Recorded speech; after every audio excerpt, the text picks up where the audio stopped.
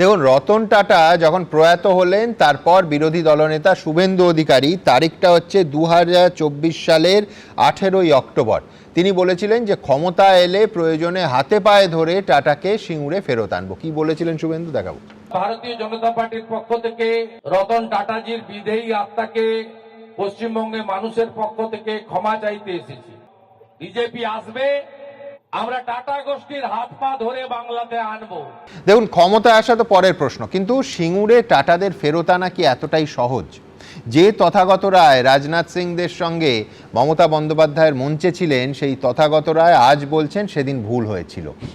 সে নয় ভুলের মাসুল পশ্চিমবঙ্গবাসী দিচ্ছে, কিন্তু আমার প্রশ্ন জয়ন্তর কাছে থাকবে যে সিঙ্গুর রাজনীতি করা যতটা সহজ, সিঙ্গুর নিয়ে রাজনীতি সমস্ত পক্ষ কোনো না কোনো সময় করেছে এবং আজও করছে, হয়তো ভবিষ্যতেও করবে, কিন্তু সিঙ্গুরে শিল্প ফেরানো বা সিঙ্গুরবাসীর মুখে হাসি ফোটানো কি ততটাই অসম্ভব নয়?